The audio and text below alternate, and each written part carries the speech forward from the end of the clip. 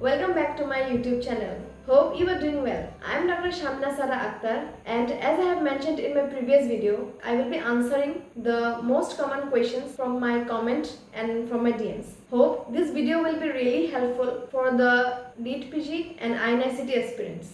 I have compiled the most common and important questions from my comment sections and DM, and I have kept the name anonymous. Mostly the question regarding the STARK GT scores, the PYQs, how to approach PYQs, how to approach MCQ and review MCQ, also how to give GTs and how to approach subject wise, how to do custom modules regarding the resources and also motivation. So now let's begin. Today I will be using both Hindi and English, and my Hindi is not that good. If I make any mistake, do pardon me. So then let's begin. First question is, hi Didi, how are you? I am fine. Congratulations for rank 3. Thank you so much. Actually, I saw your recent video on daily schedule, so I want to ask, as I am doing my first reading, how should be my MCQ practice approach? I mean, I have to just solve MCQ or also I have to read all explanation of this MCQ. How much number should I do now? Please guide. Okay देखो, जैसे कि आपने आपका first reading कर रहे हो, तो during your first read you mainly concentrate on your theories, you get little time to do MCQs.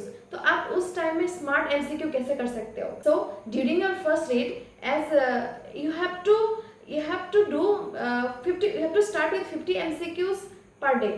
Okay, like अभी आप अगर 50 MCQs कर रहे हैं, तो फिर इसको आपको 1.5 आवर्स में आपको टारगेट देना है पूरा MCQs complete with along with the review. ठीक है, तो आप इसको कैसे करेंगे? जैसे कि अभी आपने एनाटॉमी पकड़ लीजिए, एनाटॉमी कर रहे हैं, तो फिर एनाटॉमी का 4 डेज हो गया, तो फर्स्ट 3 डेज में आप ऐसे 50 MCQs जिसमें सारे subjects with tag, PYQs, clinicals, image based questions, ये सब टैग लगा के एवरीडे 50 MCQ कीजिए. ठीक है, और जैसे कि आपका 4th डे जो है फाइनल एनाटॉमी डे है, उस दिन में आप सब्जेक्ट वाइज MCQ कीजिए, या तो सब्जेक्ट टेस्ट से पहले आप custom modules of the anatomy, जैसे 100 क्वेश्चंस फ्रॉम द एनाटॉमी कर लिया. और एनाटॉमी के अंदर जैसे कि आपके अलग अलग सिस्टम्स है, आप पर सिस्टम्स वाइज भी कर सकते हैं. जैसे 3 सिस्टम मिला के 50 MCQs, फिर बाकी सिस्टम मिला के 50 MCQs, ऐसे करके आप एनाटॉमी का 200 ऐसे के MCQs. उस दिन अगर आप 50 MCQs फ्रॉम ऑल सब्जेक्ट्स नहीं भी करेंगे फिर भी हो जाएगा.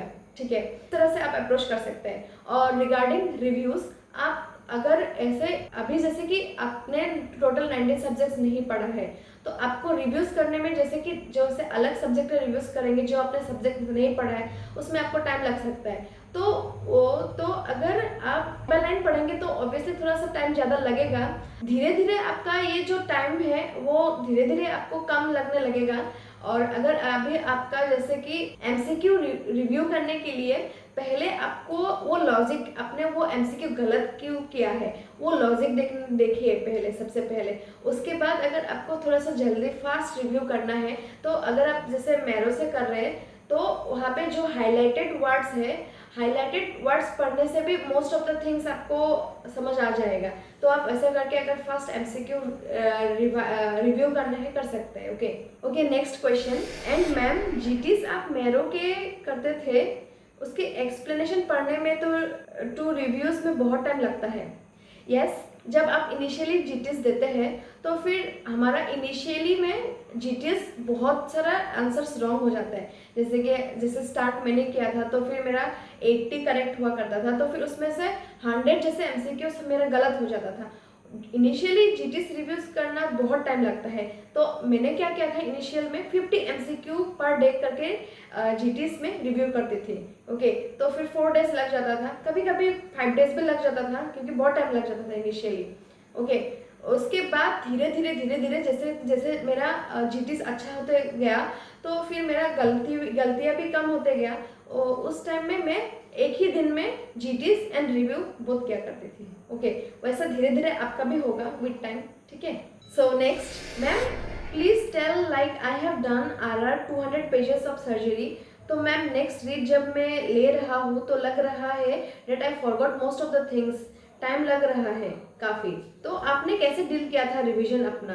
And if I did not do BTR, last में RR पढ़ के चला जाऊँ, लास्ट 2 वीक्स में RR को छोटा करना है, आई फील लास्ट में ये रिवाइज नहीं होगा. Then let me tell you, forgetfulness is real and this is very normal. ठीक है, अगर आप चाहते हो कि फर्स्ट एंड सेकेंड रिविजन में सब कुछ याद रहेगा, then this is very wrong. Okay, इसलिए तो बार बार रिविजन करने की ज़रूरत है, क्योंकि अगर फर्स्ट रिविजन के बाद आपको एकदम सेकेंड रिविजन में इतना याद नहीं, इतना परसेंट याद नहीं रहता है, आप उस चीज़ को जितना बार रिविजन करेंगे वैसे ही याद रहेगा.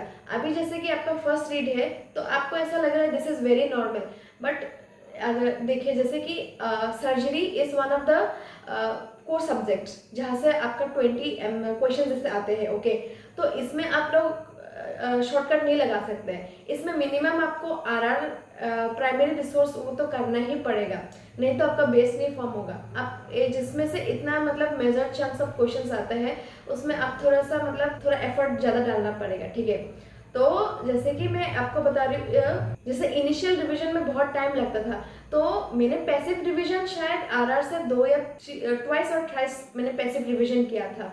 ठीक है, जैसे फर्स्ट रिवीजन के बाद सेकेंड रिवीजन में इतने याद नहीं रहता था, तो मैंने क्या किया था, जैसे अपना एक चैप्टर 1 कर रही हूँ. ओके, फ्रॉम RR चैप्टर 1 जहाँ पे आपका 1.5 आवर जैसा टाइम है. ओके, तो मैंने क्या किया था, आपका साइड में टैब को ऑन करके फिर मैं मेन नोट्स निकाल के पढ़ाई करती थी, ताकि मेरे पास एक टाइम लिमिट सेट हो जाए कि मुझे यही 1.5 आवर्स में मुझे ये पूरा फर्स्ट चैप्टर कंप्लीट करना पड़ेगा. तो मैं वॉल्यूम बहुत लो करके साइड में अपना जो वो था प्राइमरी सोर्स का जो था, जैसे कि 1.5 आवर का वो टॉपिक का था, मैं प्ले करके अपना मेन नोट्स खुद पढ़ती थी, सेल्फ स्टडी करती थी. जैसे कुछ भी टॉपिक में मुझे थोड़ा सा वीक लगता था तो फिर मैं वो टॉपिक में फिर से टीचर्स का देख लिया करती थी. तो ऐसा करके मैंने अपने फर्स्ट एंड सेकेंड और थर्ड रिविजन शायद पैसिवली ऐसे वीडियो से किया था. Okay, and this is very natural कि आपको लगेगा ही कि आपको कुछ याद नहीं है, या ये फीलिंग आपको टिल एग्जाम तक ही रहेगा. इसलिए आप जितना बार रिवाइज करेंगे उतना ही अच्छा है. Okay, so the next question is, can you suggest any online study groups for motivation and consistency? So let me tell you, you will get many study groups, but you have to be sure कि आपका जो study partner हो वो बहुत focused हो and वो आपको push करे to perform your best, and you also pushed your partner to perform his or her best. ठीक है, जो मेरे स्टडी पार्टनर थे, she was my roommate, so I know her all her weak points, all her positive points, and हम uses time से ही हम एक दूसरे को मोटिवेट करते थे. so that was not my issue. अगर आपका भी ऐसा दोस्त हो जिसको आप जानते हो कि वो सीरियसली ये एग्ज़ाम के लिए प्रिपेयर कर रहे हैं, तो फिर आप उनको एज स्टडी ग्रुप पार्टनर्स बना सकते हैं. ठीक है, और अगर आपके पास नहीं हो and you want someone strangers to be your study partner, आप ऐसे टेलीग्राम या व्हाट्सएप ग्रुप में INI-CET और नीट ऐसे करके ग्रुप में जाके नीड ए सीरियस पार्टनर करके दे के and you can select group. ठीक है, जहाँ पे आपके दोस्त डेली शेयर करेंगे स्कोर्स, कस्टम कोड्स, फिर लाइक एंड देन अगर आपको कोई क्वेश्चन समझ में नहीं आ रहा है, then you can screenshot that questions and ask your doubts in your group. ठीक है, ऐसा करके आप एक स्टडी ग्रुप बना सकते हो.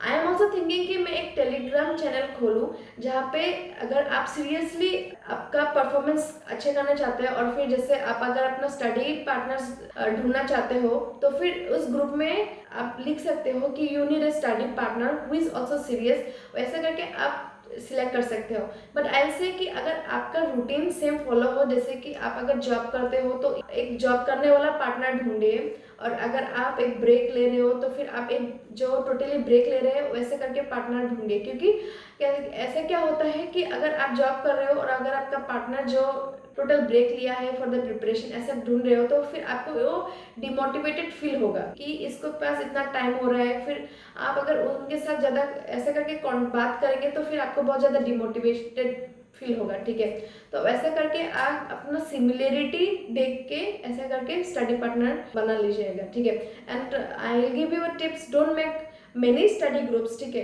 you choose 3 group friends only, not more than that, or else 3 to 4, but not more than that. Okay, 1 or 2 only active group, but not more than that. Okay, I hope this will be helpful. So my next question is, ma'am, how did you integrate all the resources that you used like BTR, RR and Math Synapse notes into one place towards the end? A lot of people integrate their RR notes into BTR, but the RR notes are so vast that I have not been able to integrate them into BTR yet.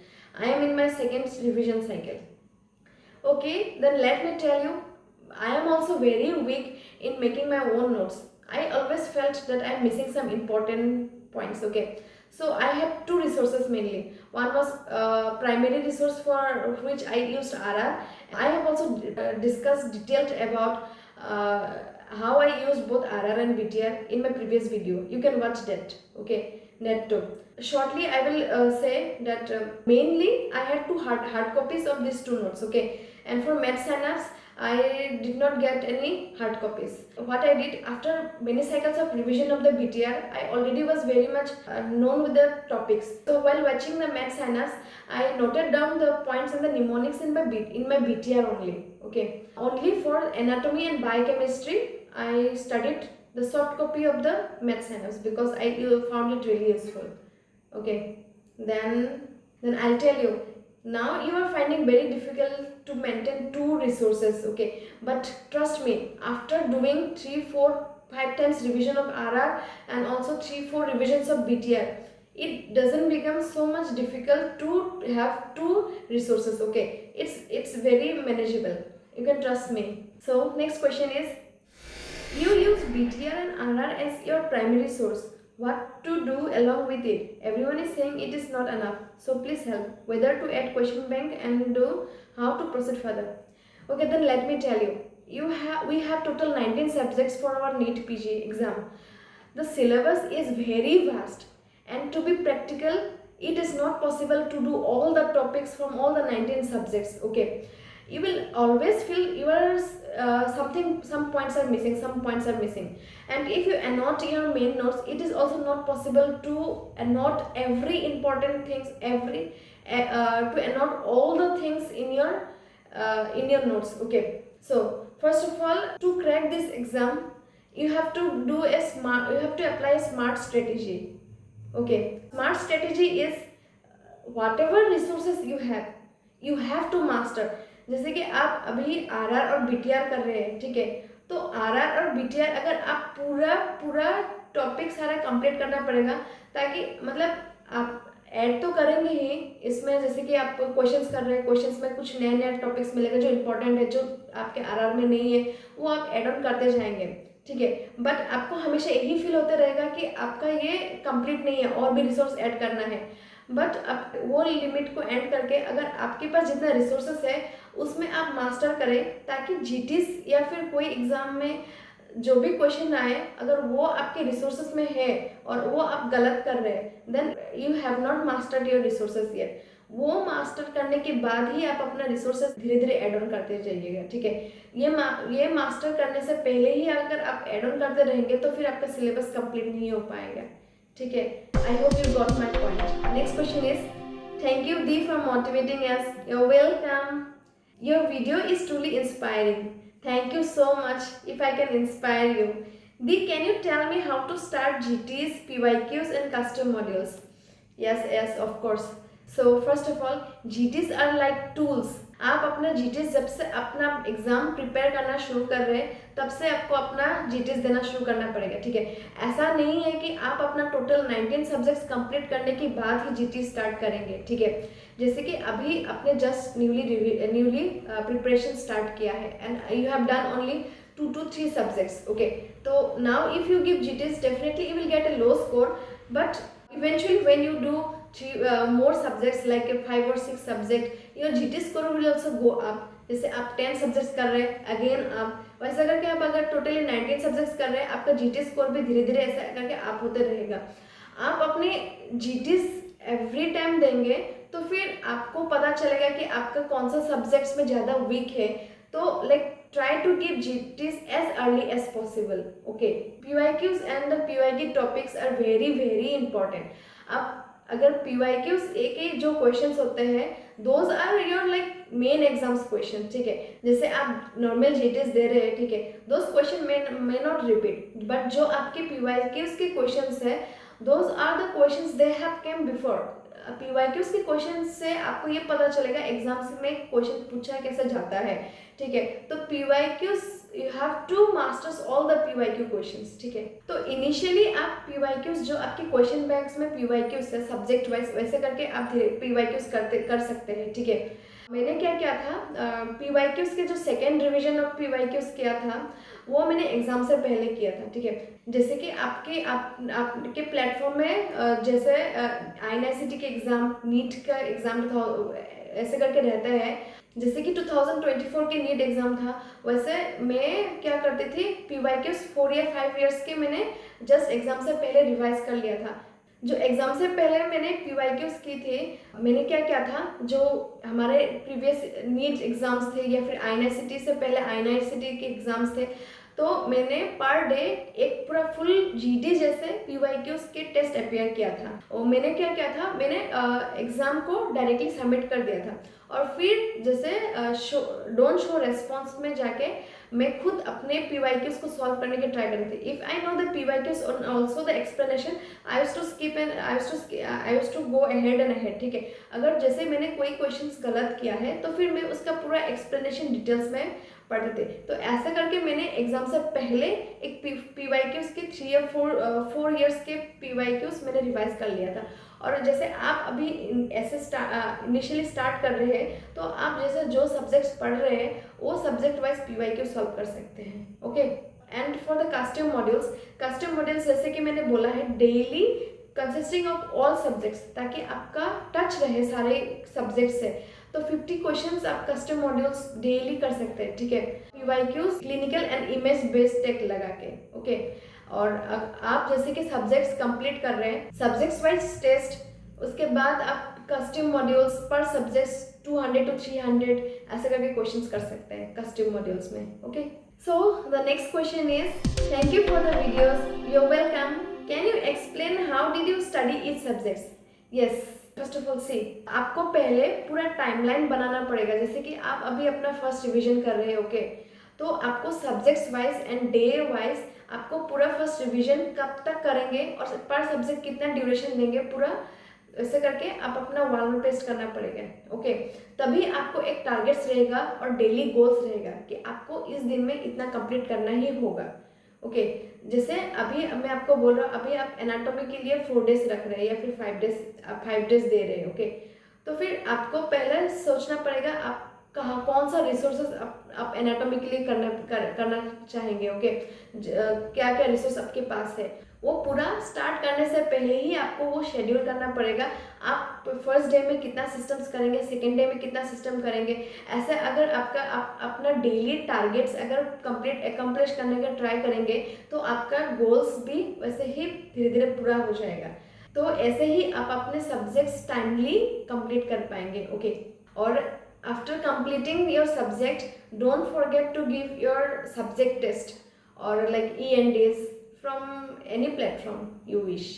ये exams देने के बाद ही आपको पता चलेगा कि आपका कितना कंप्लीट हुआ है उस सब्जेक्ट्स में, या फिर आपका और थोड़ा सा उस सब्जेक्ट्स में इनपुट देने के लिए ज़रूरत है कि नहीं। अगर आप अपने खुद को टेस्ट नहीं करेंगे तो फिर आपको पता ही नहीं चलेगा कि आपका जितना पढ़ा है उतना याद है भी कि नहीं, या फिर आपका वीक पॉइंट्स क्या है, आपका वॉलेटाइल टॉपिक्स क्या है। तो फिर आप अपने एक सेपरेट कॉपी में आप अपने वो वॉलेटाइल टॉपिक अलग से लिख पाएंगे जो आप मल्टीपल रिवीजन कर पाएंगे बाद में, okay. Then the next question is in studying on Google Meet distracting? Also, usually I don't share my score. Should I share my marks with my friends? Okay, then let me tell you. Studying on Google Meet is helpful. Okay, if your group is really serious and if it really creates accountability. Okay, but if it does not, if it is distracting for you, then you should study alone. Okay, and about sharing scores, it is personal choice. Okay, if after sharing your scores it motivates you, then you can share your scores, but after sharing scores it feel pressure, or if you feel like there is a comparison, then you can keep your score private. Focus your own growth, not others, if it is distracting you. Okay, I'll say that. Thank you. So the next question is, ma'am, I gave first attempt and got 51k. I am preparing for next year, but how to use GT during preparation, could you explain? Okay, I have also previously discussed, GTs are like just like a tools. Okay, GTs are not your GT score जो जितने आपका आएंगे, that doesn't mean आपका main exam में भी उतना ही score आएगा. Okay, GTs are like to keep you on the track. एक अगर आपका एग्जाम का प्रेशर रहेगा तभी आप एग्जाम के लिए पढ़ेंगे, और अगर आपका एग्जाम 8 महीने बाद है, उस एग्जाम के लिए आपका फोकस इतना नहीं रहेगा. अगर आप अपने मंथ में 2 जीटी स्केड्यूल करेंगे तो फिर आपका एक प्रेशर रहेगा, इस वीक इस संडे को मेरा एग्जाम है, then I have to study. तो इसीलिए जीटीज एक टूल्स है ताकि आप एक एग्जाम प्रेशर बना रहे और आप उस एग्जाम प्रेशर की वजह से आप पढ़ते रहे. ठीक है, तो what I did initially, I used to give 2 GTs in a month.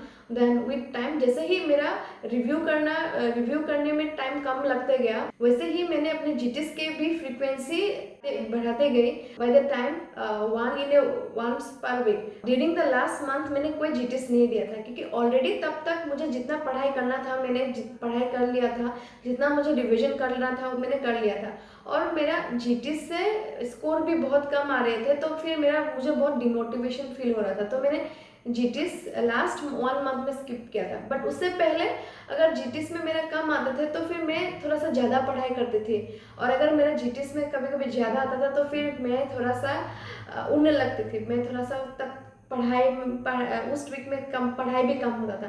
तो फिर इनिशियली अगर आपका स्कोर्स कम आ रहे हो तो फिर that is not a bad point. ठीक है, उसको आप अपने प्रेशर हिसाब से यूज़ कर सकते हैं.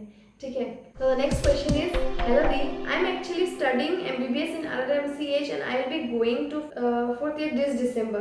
Okay, I honestly am confused and really lack an idea on what to do in the 4th year and internship so as to do well in NEET PG.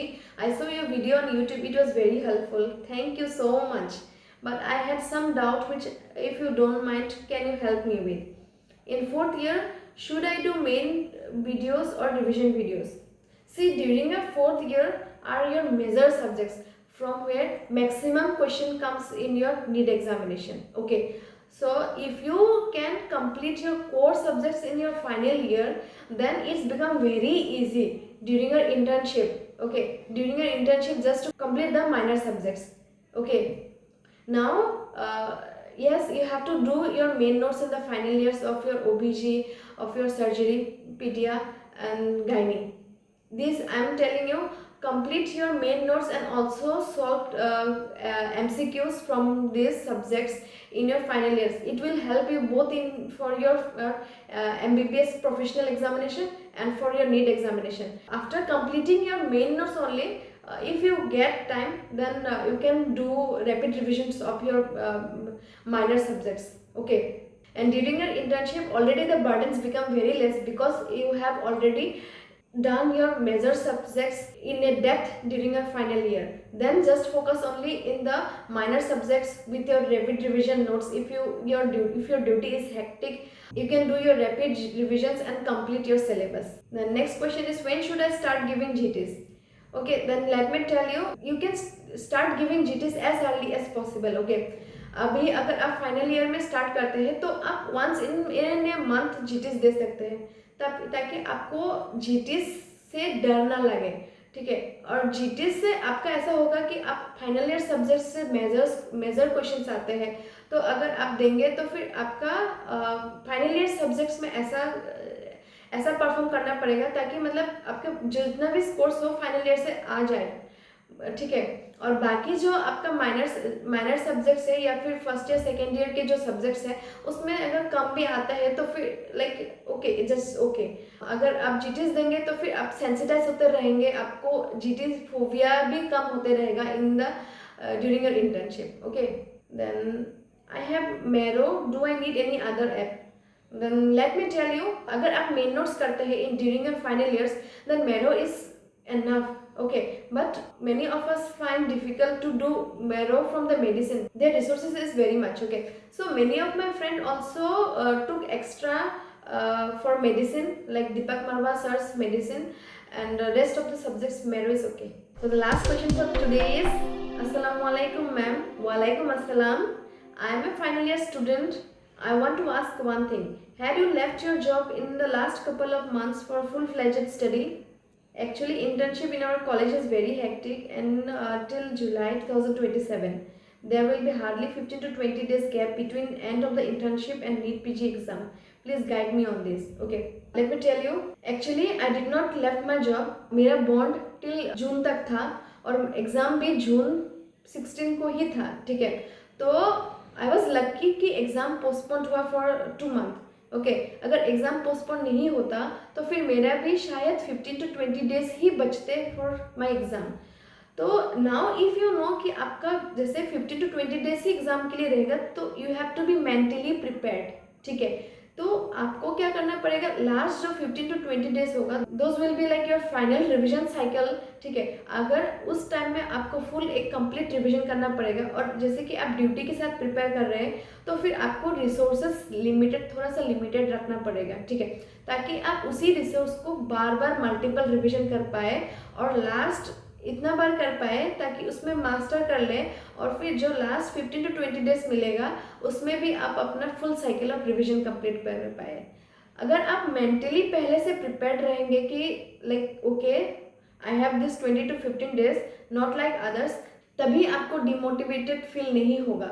अगर आप खुद को दूसरे के साथ कंपेयर करेंगे तब आपको बहुत ज़्यादा डिमोटिवेटेड फील होगा. ठीक है, and this exam is also a mind game. Okay, आप देखेंगे बहुत लोग बहुत पहले से बहुत अच्छा परफॉर्म कर रहे होते हैं, बट मेन एग्जाम में जाके वो अपने बेस्ट नहीं दे पाते हैं, क्योंकि this is a mind game. Okay, अगर आप अपने माइंड पे कंट्रोल कर पाएंगे तभी ही आप इस एग्जाम में बेस्ट परफॉर्म कर पाएंगे. एंड आप अपने होल ईयर्स कितना पढ़ रहे इतना मैटर नहीं करेगा जितना आपका वो 3 hours in your exam hall matter करेगा. तो फिर आपको ब्रेन को पहले से ही ट्रेन करना पड़ेगा फॉर दोज 3 आवर्स. एंड अभी जैसे आप फाइनल ईयर में है, अभी से आप अपना प्रिपरेशन स्ट्रॉन्ग रखिएगा, ताकि आपका बार बार जितना रिवीजन करते रहेंगे वो रिवीजन करने में टाइम ना लगे और अपना रिसोर्सेस पूरी तरह से मास्टर कर ले. ठीक है, so those were the answers to your questions. I hope this video clears lot of your doubts regarding your GTS, PYQs, study groups, and how to review your questions. And if you have any other doubts, do comment below. I will try to answer them. And if you found this video helpful, don't forget to like, share, subscribe to my channel. So till then, see you in the next video. Bye bye.